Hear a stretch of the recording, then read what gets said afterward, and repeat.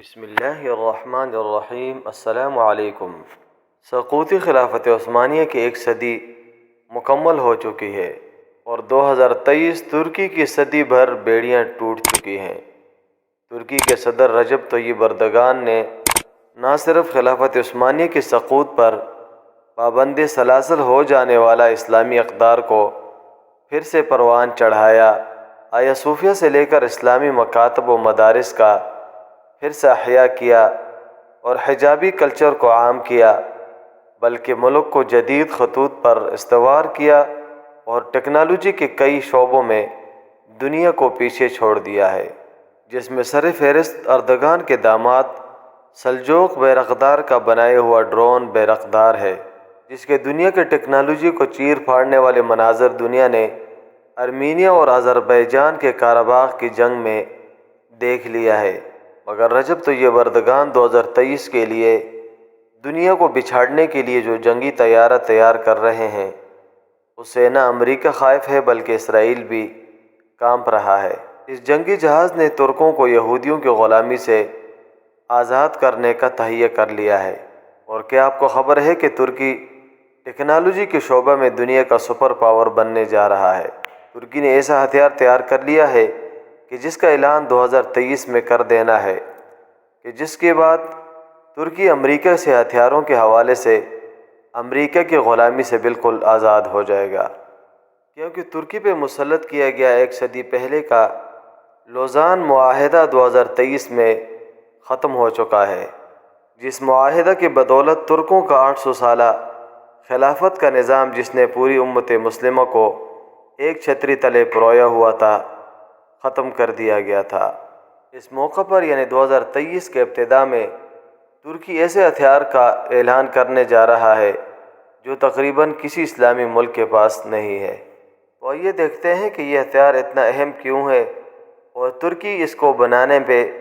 کیوں مجبور ہوا، جبکہ دنیا پہلے سے ہی ترکی کے بڑھتی ہوئی فوجی قوت سے خائف ہے، اور خصوصاً اس کے ڈرون TB2 بیرقدار سے تو دنیا اور خاص کر مغربی ممالک بہت ہی خائف ہیں، جس سے کہ امریکہ اتنا خائف ہوا کہ اس کو یہ خوف لاحق ہوا کہ ترکی اس کے سپر پاور کے سٹیٹس کو چیلنج کرنے جا رہا ہے، جس کے بدولت امریکہ نے ترکی کو جدید ہتھیار کی سپلائی روک دی ہے، خاص طور پہ پہلے سے معاہدہ شدہ F-35 جیٹ طیاروں کے دینے سے صاف انکار کر دیا۔ F-35 جیٹ طیارہ تقریباً دنیا کا اس وقت سب سے جدید ترین طیارہ ہے کہ جو ریڈار پہ بھی نہیں دیکھا جا سکتا۔ امریکہ کے ستم ظریفی اور اسلامی ملک ترک سے نفرت تو دیکھیے، اگرچہ یہ طیارہ صرف امریکہ نے نہیں بنایا تھا بلکہ امریکہ کے انڈر بنے ہوئے نیٹو فورسز کے اتحاد نے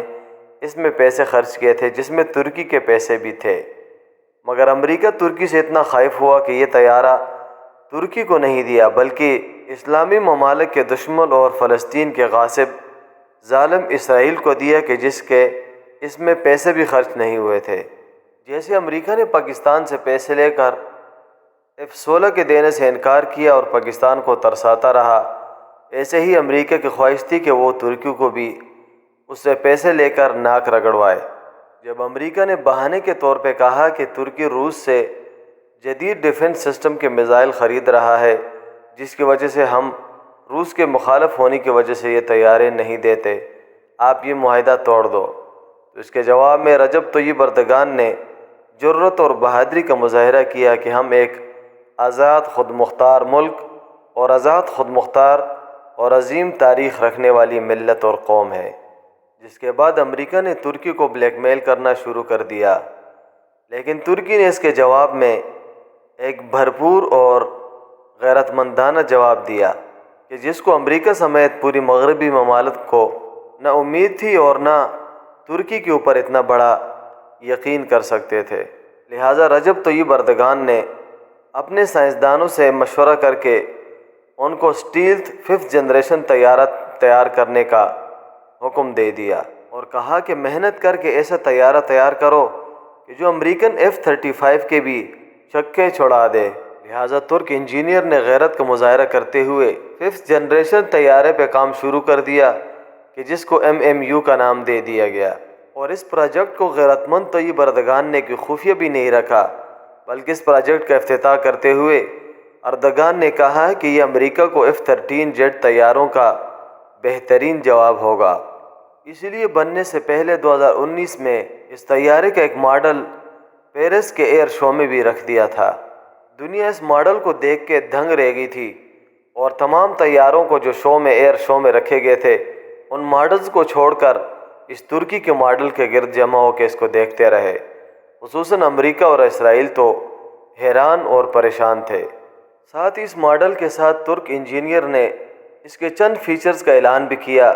جس کی وجہ سے پورے مغربی اور کفار ممالک پہ دھاگ بیٹھ گئی۔ تو آپ سوچئے جب ایک ماڈل سے پوری دنیا خائف تھی تو جب فضاؤں میں اڑے گا اور آگ برسائے گا اپنے مخالفین اور دشمنوں پہ تو پھر کیسا سما ہوگا۔ ویسے بھی مغربی ممالک اور دنیا پروپیگنڈا کر رہی ہے کہ 2023 کے بعد ترکی دوبارہ سے خلافت کا اعلان کر دے گا اور ترکی دنیا کا سپر پاور بن جائے گا۔ ترکی پھر خلافت عثمانیہ کی طرح دوسرے کفار ممالک کو فتح اور قبضہ کرے گا۔ اسی وجہ سے اسرائیل کو ضرورت نہ ہونے کے باوجود امریکہ نے یہ طیارے کسی اور ملک کو دینے کے بجائے اسرائیل کو دے دیے کہ شاہد کہ ترکی کی اگلی نظر فلسطین مظلوم بھائیوں کی مدد پہ ہو۔ جہاں اللہ تعالیٰ نے رسول اللہ صلی اللہ علیہ وسلم کے احکام کے مطابق علم حاصل کرنا، عبادات کرنا لازم ہے، وہاں پر قرآن کا وَأَعِدُّ لَهُم مَّا اسْتَطَعْتُم مِّن قُوَّةٍ وَمِن رِّبَاطِ الْخَيْلِ، اس سے تمام تر جدید ترین اسلحہ اور اپنے آپ کو کفار کے مقابلے میں لیس رکھنے کا حکم ملتا ہے۔ اللہ رب العزت سے دعا ہے کہ وہ ترکی کو اور تمام اسلامی ممالک کو دن دگنی اور رات چگنی ترقی عطا فرمائے۔